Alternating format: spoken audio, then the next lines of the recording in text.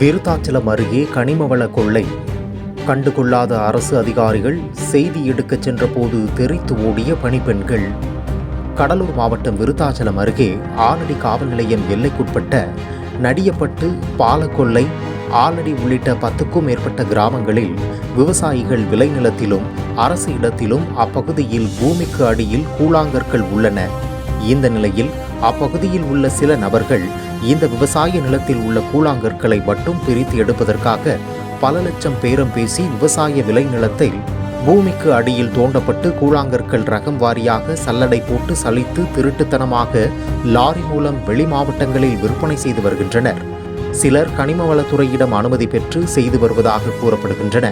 இந்த நிலையில் நடியப்பட்டு, பாலக்கொல்லை, முந்திரித்தோப்பு மற்றும் விவசாய விளைநிலங்களில் கூழாங்கற்களை அரசு அனுமதியின்றி பிரித்து எடுத்து விற்பனை செய்து வருகின்றனர்.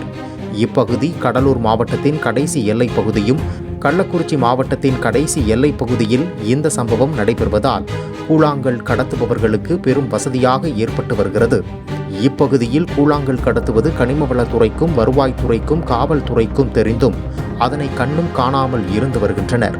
அதேபோல் விவசாய நிலத்தில் அதிக அளவு ஆழம் தோண்டி கூழாங்கற்களை எடுத்து பிரித்து வருவதால் அங்குள்ள விவசாயிகளின் கால்நடைகள் தவறி கீழே விழுந்தால் உயிர் சேதம் ஏற்படும் அபாய நிலை உள்ளது.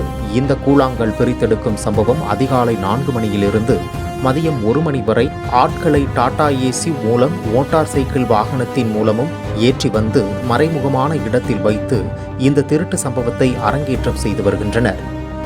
அதேபோல் கடலூர் மாவட்ட எல்லையின் கடைக்கோடி பகுதியில் கூழாங்கற்கள் கள்ளத்தனமாக விளை நிலத்திலிருந்து மண்ணை தோண்டி சலித்து கொண்டிருந்த பொழுது அதனை வீடியோ எடுக்கச் சென்ற பொழுது வேலை செய்து கொண்டிருந்த பெண்கள் தாங்கள் சலித்தெடுக்கும் வேலையை விட்டுவிட்டு தெரித்து ஓடினர்.